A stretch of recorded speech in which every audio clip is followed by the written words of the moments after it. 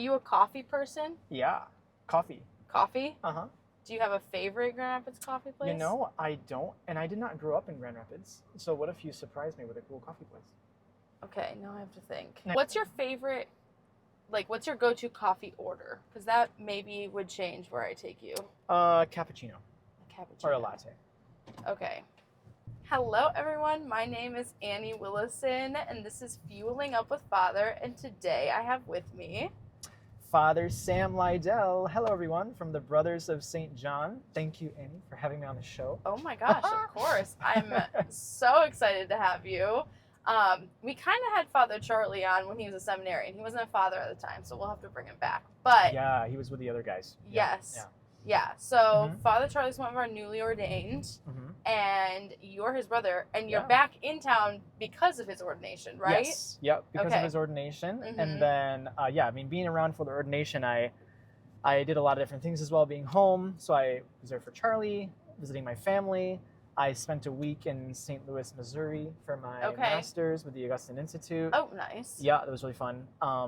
And yeah, just basically seeing my extended family too in Grand Haven. I grew up in Grand Haven. Okay. My family lives in Grand Rapids. They moved here after I went to the Brothers of St. John. Okay. And now I live in the Philippines. I've lived in the Philippines for 7 years now. Yeah. So, and I lived in France for 5 years. Okay. I've been around a lot of different places. You have. Yeah. I know Father Charlie. Yep. Your brother. Mm-hmm. This is the first time we're meeting. Okay. But your sister and my sister went on a mountain retreat together. Was it my sister Mary Claire? Yes. Okay. I was going to say Mary something. Mary She Claire. sounds like the mountain girl. Yes. Yep. Uh-huh. And then our youngest brothers were on the same baseball team last year. Okay. Wait, sorry. Not my youngest brother. Your youngest brother, My youngest brother and your brother. Yes. Okay. Yeah. Who's not your youngest brother? No. Wow. At first I was like, wait, hold up. So you're also from a big family. Yeah, because you guys are one of 9. Yep. There's That's 9 right. in your family, I'm the right? oldest of 9. You're the oldest. Okay. Claim to fame. Yeah. Yes, because I'm also one of 9. No way. Because Father Charlie and I were talking about this because we're both the third oldest, and our birthdays are just a couple days apart too. Oh my gosh, that's so fun. He is older than me, but yeah, the same similar lineups to everything. So no, this is so. How fun. old is the oldest in your family? The oldest is 28. Okay. And the youngest is 8. So there's a 20-year gap it's like between oldest we are and youngest. basically the same, but shifted up 4 years. Really? Yeah, because is Thomas, there a 20-year gap between you? Yep, exactly 20-year gap. Wow. I mean, like around 20. Yeah, his birthday's June, mine's November. So. Wow. Yeah, so we're just shifted over a little bit. Okay. Such a small world. Very. All very lined cool. up. I have to tell you. Okay, so you're saying that you're in the social media space, and we'll get into all of this. Sure. Right before Father Charlie reached out to me, I knew you were a priest. We had talked about that. But all of a sudden, my mom, she loves Hallow. Yeah. And she listens to your No way. daily reflections. Yeah, I'm on Hallow. Every day. Okay. She loves it. No and way. she was just telling me, she was like, Father Sam mentioned Father Charlie on today's, and she was just whatever. And then Father Charlie texted me about doing this with you. Oh, fun. And I was like, oh, my mom's gonna geek. It's like, no way. And so she says hi. Nice. Well, tell her thank you. Tell her I say hi, and tell her thank you for listening to my reflections. That means a lot to me. Yeah. Oh yeah, my gosh. It's weird how many people from Grand Rapids and Grand Haven area listen to my Hallow reflections. Really? I didn't know that. Yeah. I mean, Hallow for me is it's not really a side thing, but kinda. Because my main ministry on social media is in Cebuano. And so Hallow kind of came along and got me on board to do stuff in English because it can reach the entire Philippines and not just a region of the Philippines. Oh, sure. So it was kind of a strategy that they had. Yeah. And so that's why it's in English. And because it's in English, my friends from America listen to it. And so that's just really cool that your mom listens. So my mom does too. Yeah. Yeah, of course, as your mom should. So then, is that how your ministry kind of in the Philippines? Is that how did you get connected with Hallow? Did they notice you and then reach out? Did you reach out? Good question. So Hallow, they went international. I'm pretty sure a couple of years ago. I guess a while ago. But a couple of years ago, they really wanted to develop their market in the Philippines. Okay.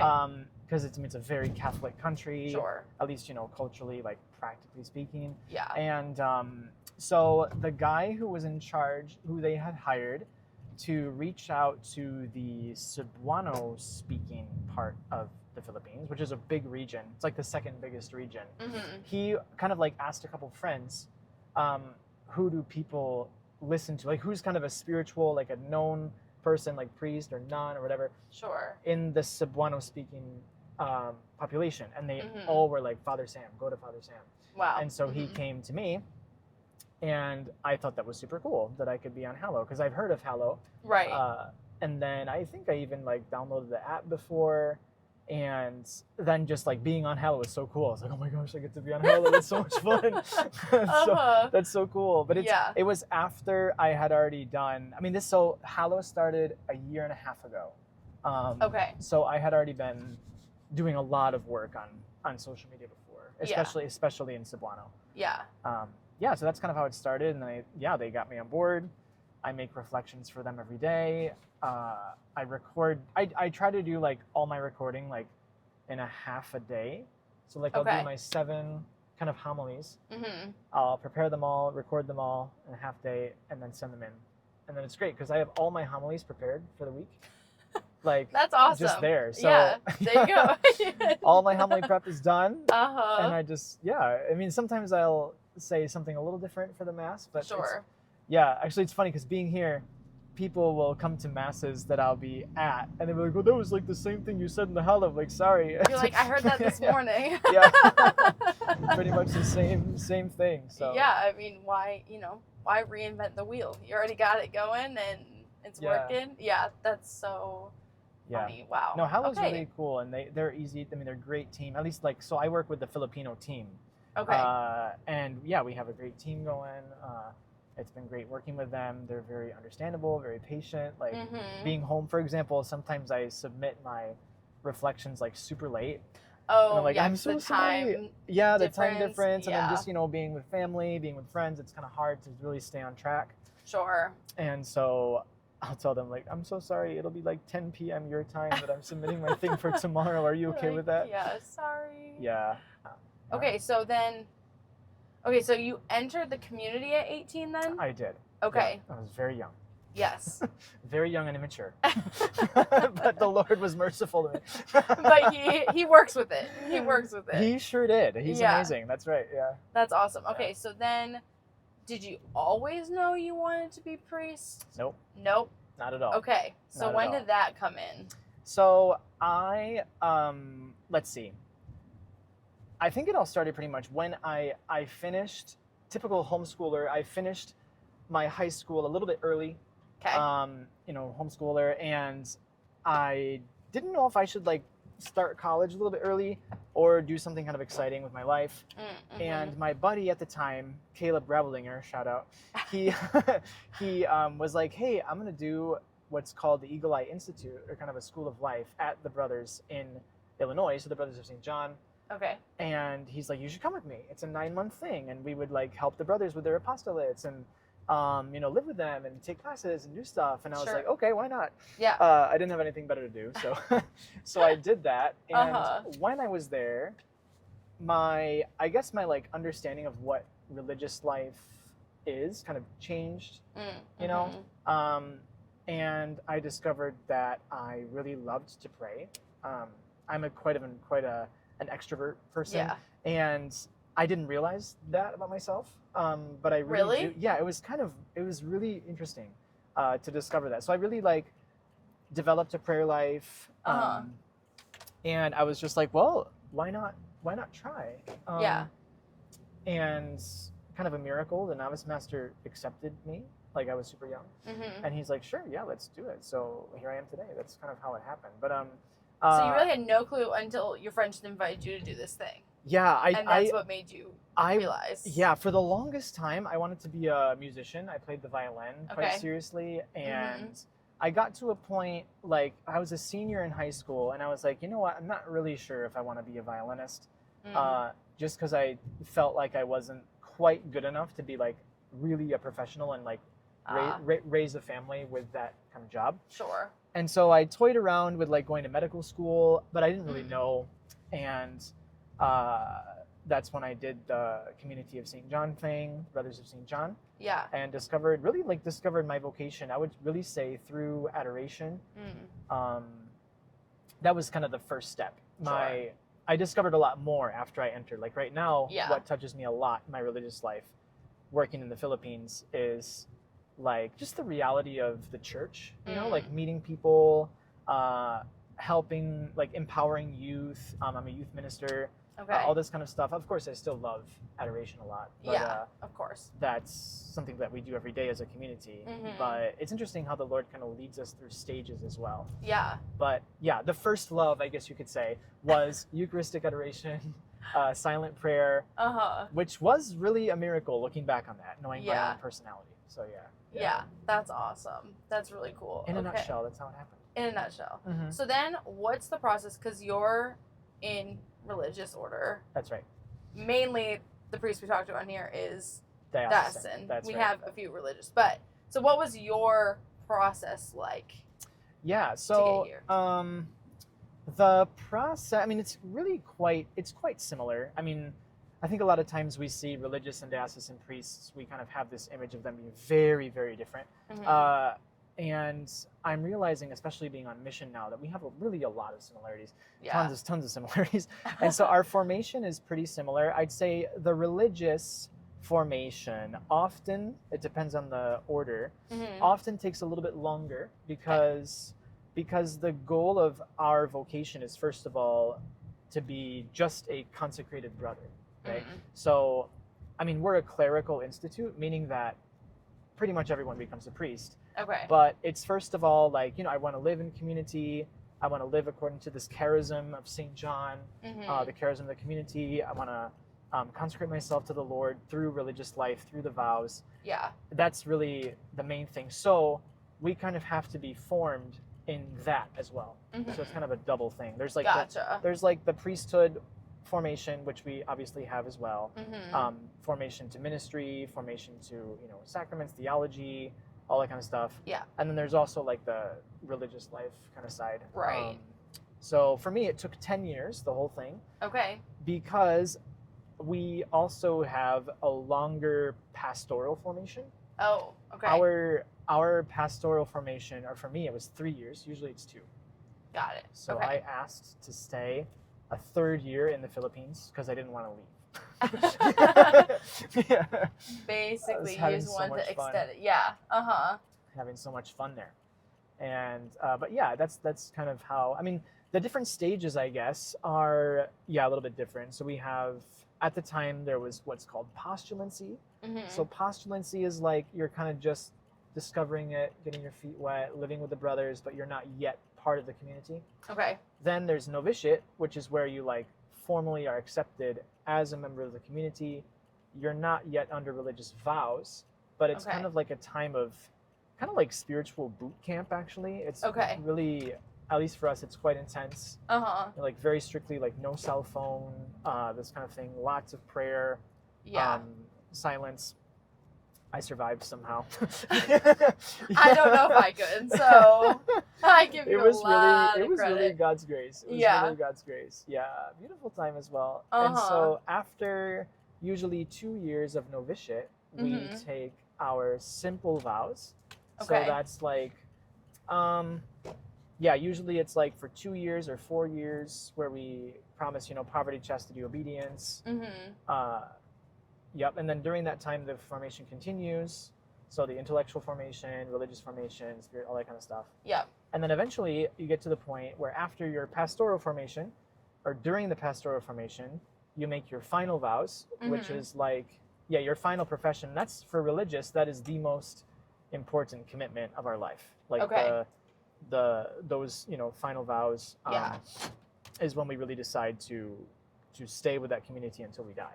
Okay. Yeah. And then after the final vows is when usually we're called for ordination. So yeah, lots of different stages as well. We're now caffeinated. Woohoo! What'd you get?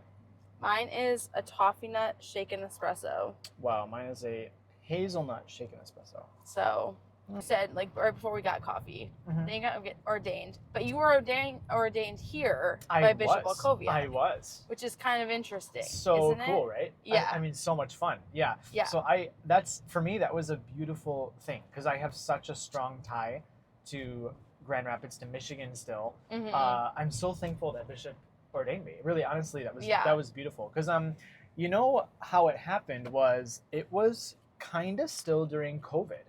Okay. I got ordained in 2022. So it's just the end, right? Like just kind of things are starting to open up.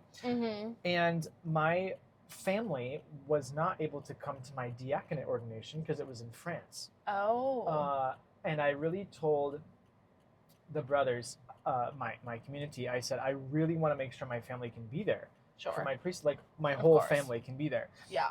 And if I had done it in France, just imagine buying, 10, 11 plane tickets for people, like super expensive.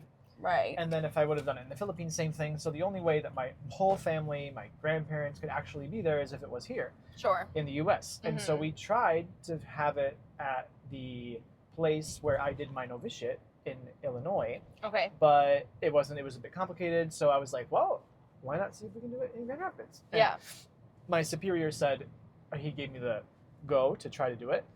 Bishop Walkowiak accepted, and I was so grateful for that. Yeah. Oh my gosh, that was a beautiful day. That's awesome. That's so cool. And then it was local. Your family got to be there. I'm sure that's just super special. It was really cool. I mean, yeah. So my brother and I are ordained by the same bishop. That's so cool. Yeah. Has he ordained any other brothers? I don't think so. Wow. Charlie said that he thinks that we are the only set of brothers that he has ordained. Yeah. That's pretty cool. It was a beautiful day. We filled up the cathedral, oddly enough. I mean, like I'm not actually like serving here as a priest, but I had enough friends and just kind of people who heard about the ordination. Yeah. Friends of friends, and it was a great day. That's so amazing. I felt so supported by the people of Grand Rapids. Oh, that's great. Yeah. Because I feel like so many people, too, even if they don't know you, they're like, oh, an ordination, I want to go and support that, Yeah, and I think, actually, I mean, more than I realized, people do kind of know who I am here because, I mean, when you hear about a religious, living on the other side of the world, it's, I mean, it is kind of cool. I mean, that we're, from Grand Rapids, that I came from here on mission, and as much as it's of course really, really cool to be at the diocesan ordinations, I think it's just cool as well, like for sure, this guy grew up here, and let's go to his ordination because he's from here. That's so cool. So absolutely. Okay, so then so you moved to the Philippines. What was that like? Because it just is a completely different culture than the U.S. Like, what was that experience like? Like, what are some of the really cool things you've learned? Like, yeah. So what was that experience like? The first time I went there, I was 23, so I was still quite young, and I think I was still really in the stage of my life when I was just like, let me discover new things. Sure. And so it was much less than having a negative experience of a different culture. It was very exciting. Yeah. Very, very exciting. Yeah. Things that I noticed when I arrived is, beyond things of okay, it's so hot here. Sure. The food's so different and this kind of thing, which was not, that big of a deal. I learned to adapt. Sure. But for me, it was beautiful to kind of discover that each culture really has its own value system, I guess. Yeah. The things that we value are different, and yet so interesting to see that. For example, what something that Filipinos value so much are relationships, and not saying that America doesn't, right? Or other cultures don't, but relationships for them, it's everything, everything. Developing friendships, who it's a little bit hard to explain exactly, but so they have they really value relationships. They value also, what's kind of interesting is they're very much more expressive of their emotions. Okay. Which is kind of fun. Yeah. Just very like animated. Yeah, I mean, yes, they definitely are. They're very joyful people, at least on the outside. They'll show you that side of them usually, but then when you get to know them a little bit deeper, you see all the other side as well. Gotcha. Sure. So that was exciting, just to like have that kind of be part of my, like, to learn from that as well. Like, no, I should really spend time developing relationships, and that should really kind of be our top priority in life. Yeah. Over and beyond like my projects I can have. Like, I mean, life is about people. It's about helping people and loving people and learning from people, and I think that I definitely learned much more from a Filipino, I guess, viewpoint on what it means to live. Yeah. What it means to be human. So that was really cool. I mean, that's like, you know, deeper. Yeah.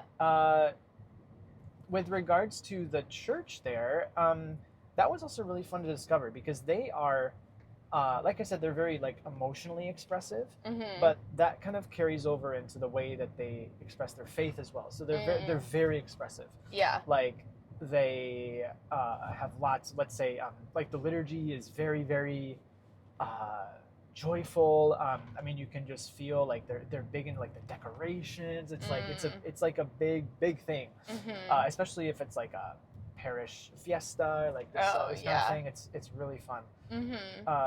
So they are very like devotional, and I definitely learned a lot from that as well. On the other hand, though, what I discovered too, and this is kind of where I work a lot as a priest in the Philippines, is that it's great to have so much exterior devotion and expression of our faith, which we might, like, for example, comparing a little bit to the US, we might lack a little bit of that here, if you compare it to the Philippines. But on the other hand, especially the youth in the Philippines, many of them, not all of them, but many, really have a hard time seeing their faith as something which is like a deeper relationship with the Lord, and like how to develop that, how to live that. And I know that there are a lot of Americans like that too. Sure. But I felt that it was a bit more of a drastic need in the Philippines, because for them, faith is like, for a lot of them, it's like, oh, well, faith is, you know, I gotta pray my rosary, I gotta do this and do that, and then that's it. And you know, I ask God for helping me with my exam, and I ask him for this, and if he doesn't give it, he's very mean and I don't like him. And so it's like giving them tools to help them go a little bit deeper in their faith has been exciting. It's been really fun. So that's what I do actually full time. I'm a youth minister. So, okay. Yeah. And what was it like learning the language? Learning the language was fun and interesting. I kind of made it a point when I arrived there to learn the language, because it's not actually, as an English speaker, you don't necessarily have to learn it. I mean, because they speak English, pretty much everyone does. But they obviously prefer to speak in their local dialect. Right, of course. And I had heard that, and I had heard different opinions from brothers, like, oh, you don't really need to learn Cebuano. It's fine, you know, they'll get along with you anyway. And then I heard another one telling me, no, it really makes a difference. And so I wanted to learn, and I did. And the way that I did it, because there's no real like textbooks and stuff, and like formal classes. I mean, there are, but it's a difficult language, like to put in a very formal thing. You kind of just have to immerse yourself. Yeah, right. And so I would go hang out with the neighbors. I had a friend of mine who's an older man. I would go to his house every week and just try to say stuff. Yeah. And he would, you know, correct me or teach me little things. And it was just over probably around 2 or 3 years of just kind of accepting to be vulnerable and like kind of become like a little child again. Yeah. To be like, I can't really talk so much. I'm trying, and that I just kind of caught on eventually. Sure. Yeah. It is kind of crazy. So I studied abroad in Rome, and I knew no Italian going there besides like ciao, you know, and like that was about it. Yeah. All my classes were in English, and I knew that. But it is interesting how quickly like by the time I left, I could understand basically everything everyone was telling me. Isn't it weird how your brain just adapts? It does. Yeah. And it makes, I guess I never really thought about like language as a survival, but it definitely is. And so I feel like your brain, once you're thrown into it, it's crazy how you can just be immersed in it and pick it up. Yeah, that's interesting. It is kind of a survival thing, right? It's like, I mean, in order to live here, I need to be able to communicate. So your brain just naturally goes into like, oh, I have to figure this out. Yeah.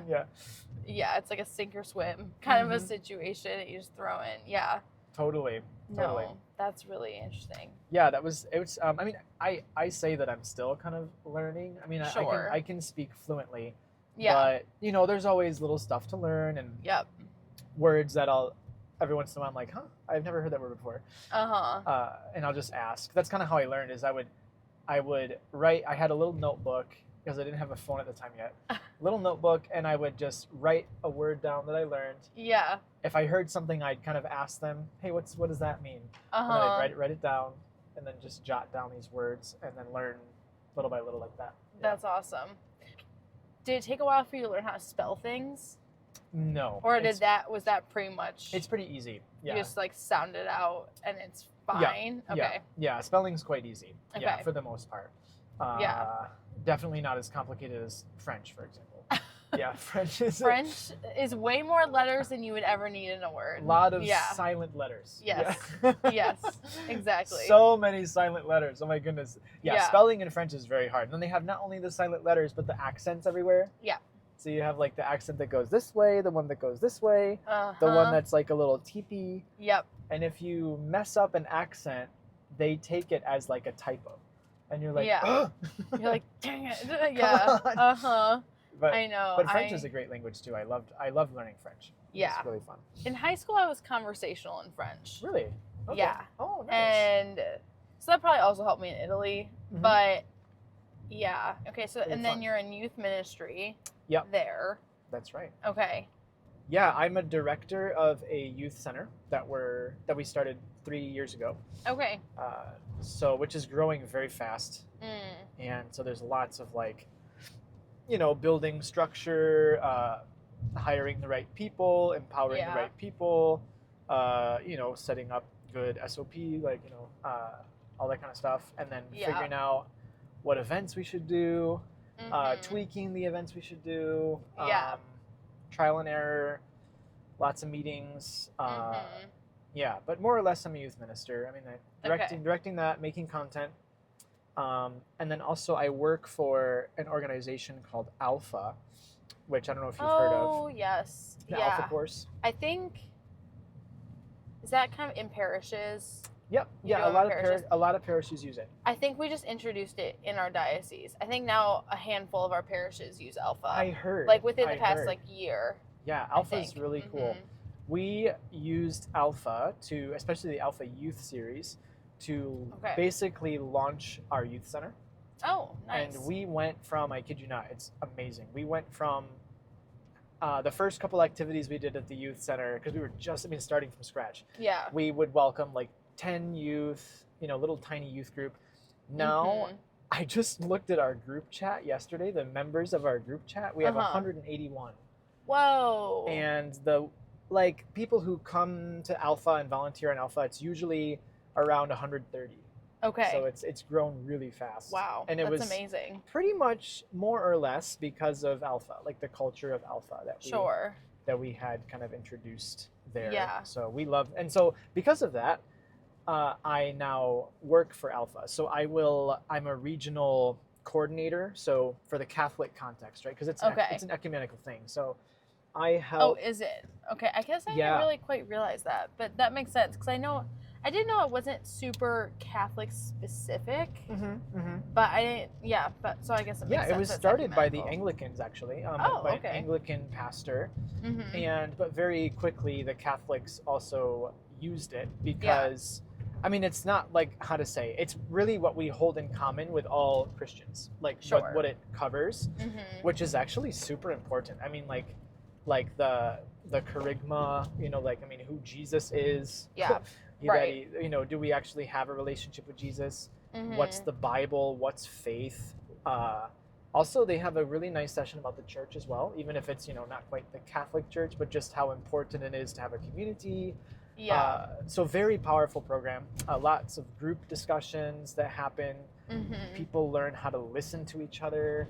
Yeah, so it's very listening based, right? And it's very yeah. Not that it's only for people who are being introduced to the faith, but like it's to go deeper, right? Yep, it's hitting really a lot is. of the core really is values, right? Yeah.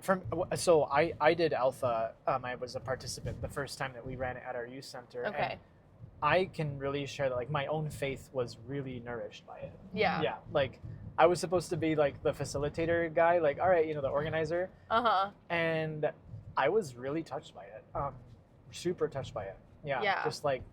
Just daring to go back to the really basics. Sure. Of what it means to follow Jesus and to love Jesus and have faith and believe, and like it's so cool. I think so often we just kind of skip over that. Yeah. We're just like, okay, yeah, we Jesus, of course, believing, of course, and now right.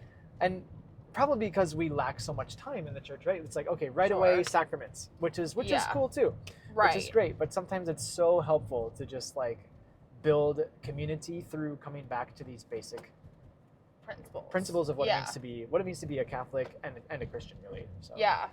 No, I think that is key. I help different parishes in our region, so I help them to not just run Alpha, but to like kind of get them to have a culture. I mean, if they want it, right? Like they'll invite me and whatever, to kind of help them to not only like, let's say, kickstart their youth ministry or whatever, but just find ways to have the community be more open and attentive to the people a little bit on the margins, people who are kind of far from the faith or who have fallen away, and to run Alpha.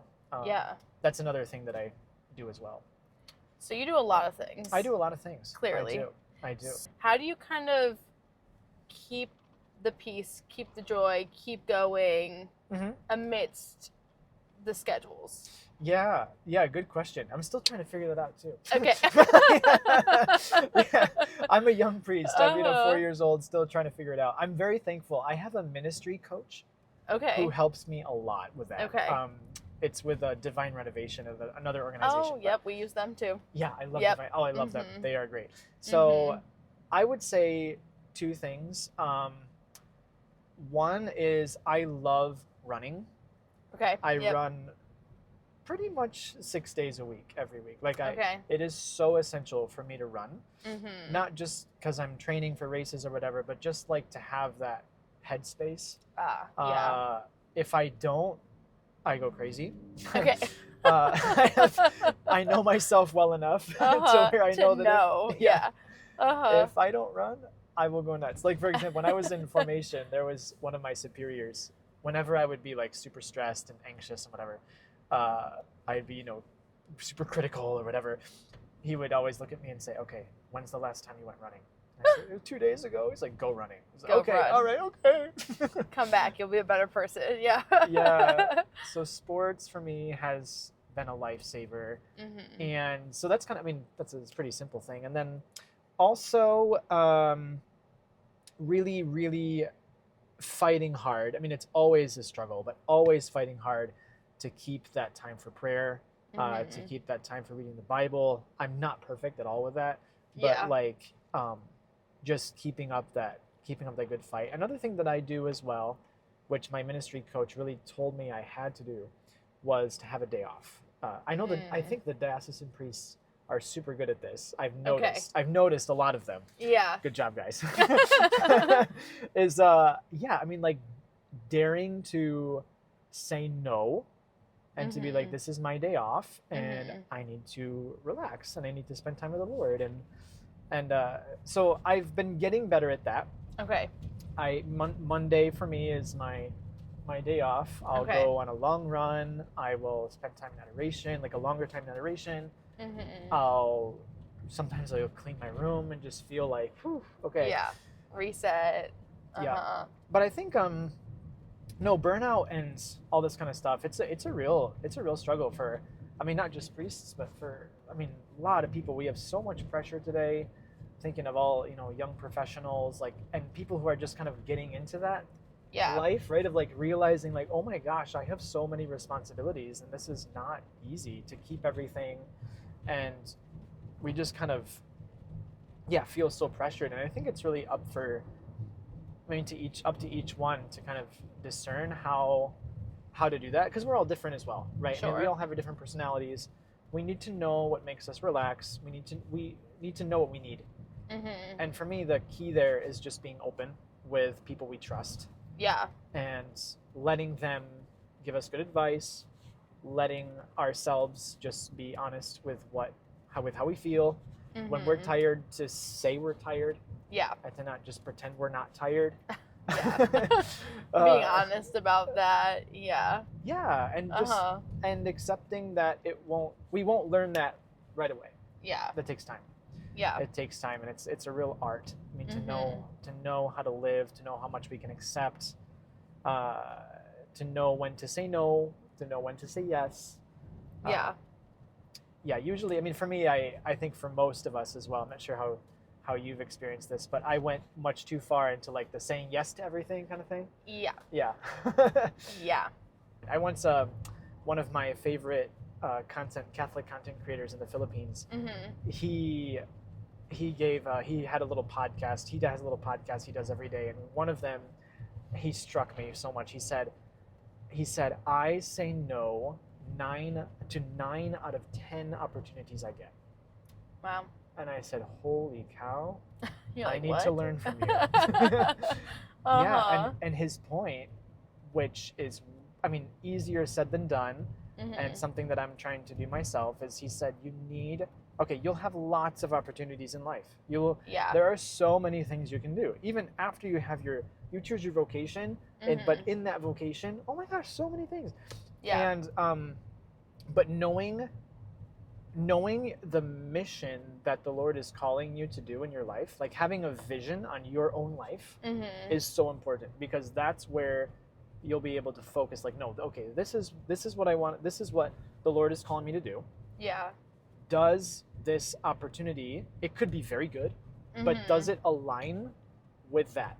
Yeah. Is it helping me do that? Because like, this is what the Lord's calling me to do. Not just to say no, just because, I know, but to keep yourself aligned. Yeah. I think for me, that's been an interesting discovery. Like, with my ministry coach, we worked for a long time on like having a personal vision for my own life, which is kind of cool, because as a religious, it's not, or as a priest, I guess, it's not something we often think about, because we're like, obedience, right? Sure. Like, I'll just do whatever you want me to do. You're just gonna do whatever, yeah. And I mean, of course, we have religious obedience, but we also have our own gifts. We also have, this kind of thing, and knowing how to use that whilst being, in great obedience, is so important, because otherwise we just grab every opportunity and eventually burn out. Yeah, true. At least that's how I've experienced it. But something I'm discovering in youth ministry as well, which is for me a real joy, is like, discovering that, okay, so in that weakness that we have of not being able to do everything, right. The most efficient thing that we can do, at least that I have experienced, the most efficient thing we can do in these situations where we have so many opportunities, is to actually just take the time to empower other people. Because if you can disciple other yous, like other people who, you kind of, you're giving your leadership and you're allowing them to discover themselves, discover their gifts, like, you through those people can reach so much more opportunities, and that's so much more. You're not having it be, you're like helping others grow, and then therefore, like, and then hopefully they do it with more people, and then it just spreads. And then that's how it grows. And it's such a joy. It's something that took me a while to discover, like the joy of empowering leaders who I sometimes, like, honestly do maybe at the beginning I don't really see so much talent in the person.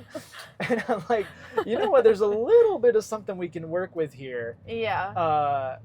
And all right, cool. Like let's be patient. Let's take the time to show this person how to do something.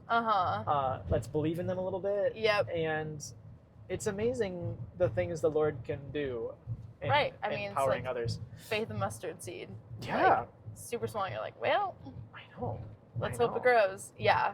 It's really something that I've been so passionate about in the last couple of years. I mean, like, that's how I try. That's the culture I try to have in my own youth ministry. Mm-hmm. You know, like being like, okay, I got a lot of kids coming to these events. Who among these participants do I see a little spark of leadership, a little spark of this, a little spark of that, just being attentive to that. Mm-hmm. And then like kind of usually what I'll do first is I'll like affirm them in something. Yeah. So, okay. And that's a big deal for them, right? Like, you know, Father Sam told me that, you know, I did a good job setting up chairs. Yeah. You know, something as simple as that. Sure. Or I'll tell, like there's a beautiful story. One of the girls in our youth group, she helps me edit my videos now. But at the time, so she's a bit of an introvert, and I noticed that she was just discovering so much about herself through Alpha, through other activities that we had, the open house and this kind of thing. Mm-hmm. And I was like, what if you try to be a small group host?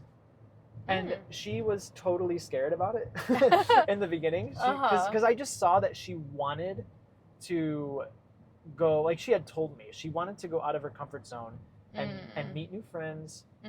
It wasn't her natural, you know, talent, but she wanted to learn. And I said, well, let's try this. What if you try to be a small group host? And she said, Father, I'm not ready for that. But maybe, like, I want to learn. I said, okay, what we'll do is I'll be the small group host for this next batch of Alpha, and you'll be what we call the helper.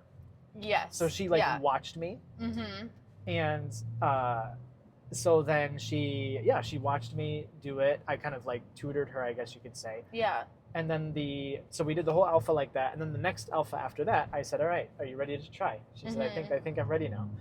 And she really says it's one of the most like powerful experiences for her of like, you know, self-knowledge and growth and but just, I mean, knowing how to be patient with these people is, I think, just so vital. And knowing also that like I as a leader, I mean, I as a priest especially, like I cannot do everything. Yeah. I cannot. Right. And like, oh my gosh, cannot. What I even try to do is like have what we call like generations of discipleship. It's kind of fun. So like I'll be discipling, I guess you could say, someone who then they will be discipling someone who then they will be discipling someone, kind of thing. Yeah. And that's been, I can really say that that's kind of how the ministry that I'm leading kind of grew quite fast. Is just because of that, like just people being aware that they are playing a big role in someone else's life. Yeah. That it's not just Father Sam, that it's not just, you know, the Faith Hub Youth Ministry, that it's not just Alpha, but it's that particular person who invited them to come, who asked them how their day was, who followed up with them throughout the week, and like, you know, this kind of thing, like, it just makes them feel so loved and so special. And right. Yeah. Like the personal connection, the personal invites go a long way. Ooh, yes, they do. There was even, I have a crazy story. There was one girl in our youth ministry who she had met us, and because her younger sister invited her. I think she even did Alpha, or was going through Alpha. Okay. And I think she was absent for a couple sessions just because she was having a rough time. And during that time, there was a friend from another religion who invited her to go to their church and everything. And she was like literally on the brink of changing religion. Wow. And one of our youth leaders at the Faith Hub, one of our staff, she noticed that she hadn't been there for a while. And so she just texted the girl. Yeah. And said, you know, hey, how are you? It's been a while. We miss you here.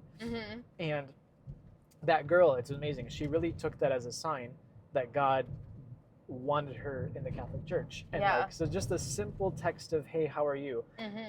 it's so sweet. She tells this story all the time, and she'll just like bawl her eyes out every time she says a story. She's like, and Anne texted me, and I just felt like she cared. And it was like, I mean, it's a little bit emotional or whatever, but it's so true. I mean, these being seen and being loved and yeah. I mean, because that's what we all want. That's what like we all desire. I think something that I've been like experiencing, I guess, in learning about the church, I guess one of the beautiful things as a priest that I just feel every day is how we are so connected. Yes. We are so connected. And I think like I would love to like write a book about this someday, but Do it. I mean like okay, in the modern world we say, modern world, like we're so disconnected, right? I mean we're connected but we're so lonely. Yeah. We're connected through social media. We have all these ways of interacting with one another, but we're so lonely. And I think that for myself, I personally see that as like such an opportunity for the church. Yes. To be like, hey, that connectivity that you're longing for, like we actually have it here. Like this reality of us all being so connected. Yeah. Interconnected, our stories, our gifts, life events, like we become part of one another's stories, and how that's all like made possible really through the body of Christ, which is Jesus. Yeah. And like that's the church. Yeah. I mean, of course there's like, I mean, the sacraments that like make that happen and all this kind of stuff, but like it's so cool. Like, it is. I feel like we should be so proud of who we are in the modern world, of like the Catholic faith, the church. Yeah. So often as well, I'll talk with people, like, ministries that are throwing an event, and they're like, put it on social media. I'm like, go put a stack of flyers in a coffee shop. Go find people, because, like, I am a social media manager. I do love my job, but I also know that the most important and the most influential way to reach people is through personal connection. Super. And so, definitely.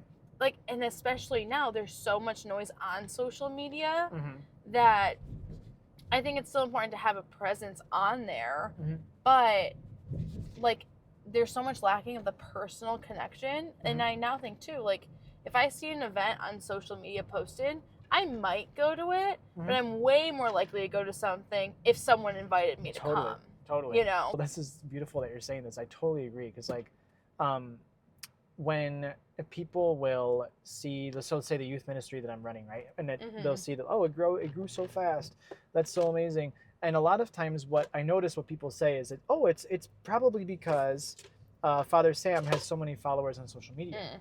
They'll be like, and it's true that there have been people who came because of what they saw on social media. I have beautiful stories of how that has happened. Yeah. But so just to give you a little perspective, like on Facebook, I have like 700 something thousand followers. 721. Is it? Something like that? 1,000. Okay. Yeah, I checked today. And the amount of people, I mean, like the ratio of actual people who have shown up at the Faith Hub, it's like, I mean, nothing. It's like, I don't know, maybe 100. In comparison to that, yeah. Totally in comparison. But yeah, most of the youth who have come to the youth ministry, it's because their friends invite them.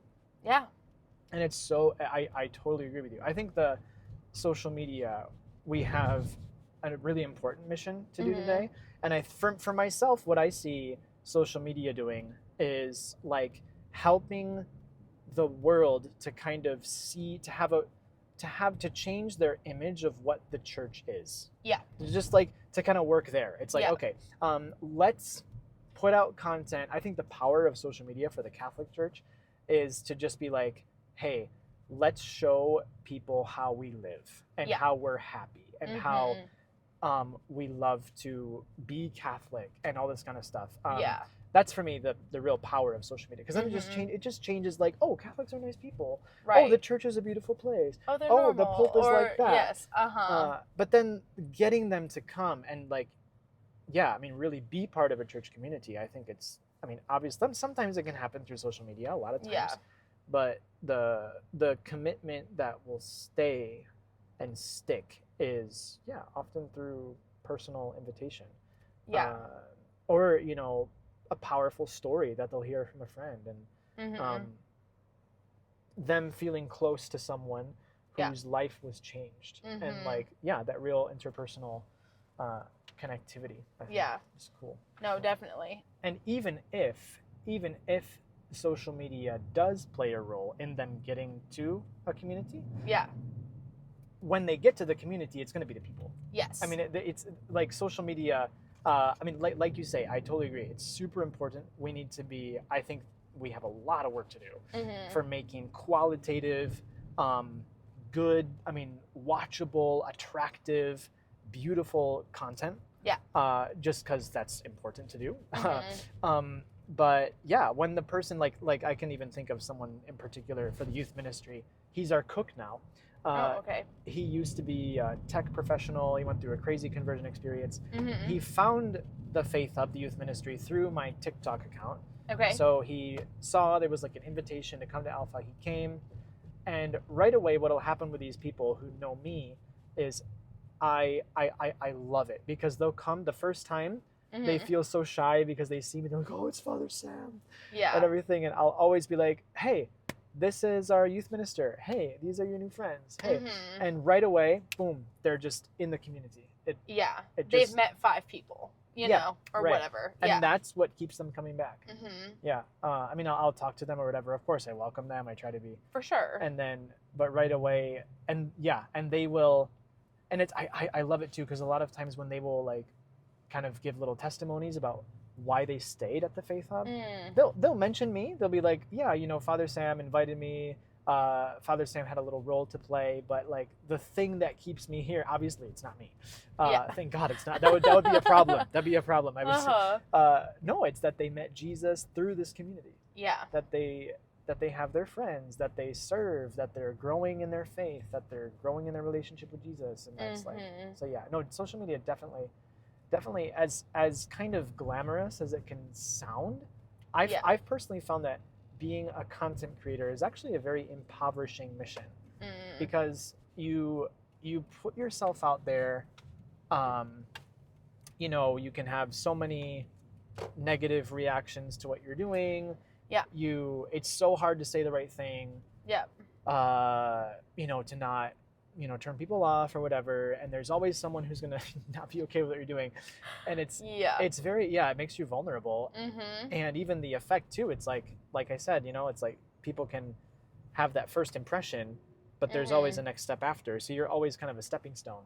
Yeah. And so, yeah, it is a beautiful but impoverishing mission to be a content creator and to try again. You've had that? No, it's like, oh my gosh, like this is not working. Why is it not working? This was such a good video. Oh my gosh, you know. Yeah, I felt really good about that one. I was sure this was gonna go viral. Yeah, and it didn't. No one cares. Oh my gosh. And then like, yeah, it's very. It requires so much patience and passion and time. And so, what really made you want to like step into that? Was it just kind of you had fun with it, saw a need for it? What was really the driving force of like, okay, I'm gonna do this? The beginning of my story was like for a lot of content creators was COVID. Sure. I was in the Philippines when COVID broke out, and we had a super duper strict lockdown in the Philippines. Yeah. Like I could not leave our compound for months. Wow. And I didn't have anything to do. I was like, there's these people that I want to help out, and the poor things, like, you know, they're all depressed and whatever, and so the only way to reach them was through making videos. So I was I didn't even know how to do anything with a camera at the time. So I had a friend of mine who oddly enough was living with us, and who made, like, I was the actor, and we made some videos. We called it monk tricks. Like it was, you know, things that monks do that could help people live a better day during the quarantine, and it was fun, and I was like, well, this is kind of cool, and that's kind of what got the ball rolling. Okay. Yeah. Would you have ever expected this to be what your life looks like? No. I mean, I joke about this all the time. I said, if you would have told me 10 years ago that I would be a TikToker, I mean, you know, obviously not what, you know, first thing what comes to their mind, but sure. Like, so okay, let's say a social media content creator. If you would have told me that 10 years ago, speaking Cebuano, social media content creator, I would have been like, what? No way. You're crazy. You're crazy. That's not my gift. That's not my talent. Right. I'm a musician. I know. Mm-hmm. And the Lord just surprises us sometimes. Yeah. And I feel like that whole experience for me of becoming a content creator and, youth minister, but especially content creator, has just taught me that like God has so many surprises in store for us. Mm-hmm. Behind our little failures in life. Like he really is leading us in very mysterious ways. And I guess, sometimes it's more evident than not, but for me it was very evident. Mm-hmm. I tried to publish a couple albums actually of music. Really? Of like religious, acoustic stuff, and it just didn't work. And I was like, why, Lord? Why is this not working? And I think it was because he was leading me to this new mission. Yeah. Which has borne, hopefully a lot of fruit. Helped a lot of people to appreciate the church a bit more, help a lot of youth to come back to the faith, and it's great. What a great conversation. Yeah. I was gonna say, we're like so getting back. Okay. Is there any like words of wisdom you want to leave people with? Good question. Life is beautiful. Mm-hmm. I think when we are Catholics, when we dare to trust the Lord, when we dare to live life under his gaze, we should also have the freedom to live every day with joy. Mm-hmm. Not just happiness, like shallow happiness, but joy, like that life is a gift and that it's really beautiful. Yeah. And let's keep bringing that joy out to the people that we meet. Let's keep loving Jesus. And keep watching all of the Fueling Up with Father episodes. And supporting Annie in her work. Because she's trying very hard to make good content for you guys. We know that it's not always easy. So thank you so much, Annie. Of course. Thank you for doing this with me. Thank you for having me around. Yeah. And we'll link your stuff so people can follow you and stay up to date with you while you head back. But it's been a joy being in Grand Rapids. I miss home a lot, of course. Yeah, and I'll see some of you next time I come back. Yeah, there you go. Yeah. All right, thank you. Cool. Thank you so much.